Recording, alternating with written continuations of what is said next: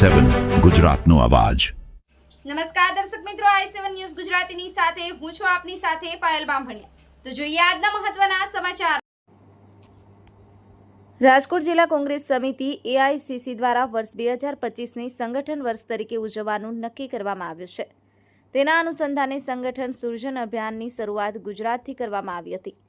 આજરોજ પોરબંદર રોડ મિલ્કન હોલમાં મીટિંગ રાખવામાં આવેલ હતી। આ મીટિંગમાં સંગઠન સૃજન અભિયાન અંતર્ગત ઉપલેટા શહેર અને તાલુકાની મીટિંગ યોજાઈ, જેમાં સંગઠન મજબૂત કરવા, મંડળ સેક્ટરની કામગીરી તેમજ કોંગ્રેસ ગ્રામ સમિતિની નિમણૂક કરવા અને આવનાર નગરપાલિકા, તાલુકા પંચાયત, જિલ્લા પંચાયત ચૂંટણી પહેલા સંગઠન મજબૂત કરવું, પ્રભારી શ્રી રાજભાઈ મહેતા અને પૂર્વ ધારાસભ્ય પ્રવીણભાઈ મુછડિયા અને જિલ્લા કોંગ્રેસ પ્રમુખ હિતેશભાઈ વોરા દ્વારા શહેર પ્રમુખ અને તાલુકા પ્રમુખ બનાવવા અંગે કાર્યકરોને સાંભળવા અને સેન્સ પ્રક્રિયા યોજાઈ, જેમાં ઉપલેટા શહેર અને તાલુકાના તમામ શ્રેણીના હોદ્દેદારો, આગેવાનો, કાર્યકરો મોટી સંખ્યામાં આગેવાનો ઉપસ્થિત રહ્યા હતા।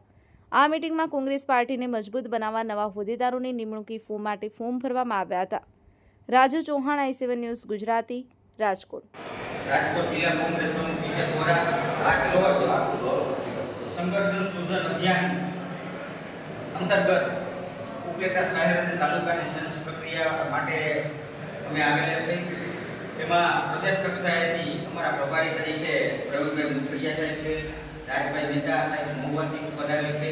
ત્યારે અમે બધા જ કાર્યકરો, આગેવાનો સાંભળી અને તાલુકા પ્રમુખ અને શહેર પ્રમુખની જે નિમણૂક કરવાની છે અને કંટ્રોલ સેલની પણ જે નિમણૂક કરવાની છે, એના અંતર્ગત અમે વિવિધ લોકોને સાંભળી અને અમે અમારો રિપોર્ટ પ્રદેશ કક્ષાએ રજૂ કર્યો।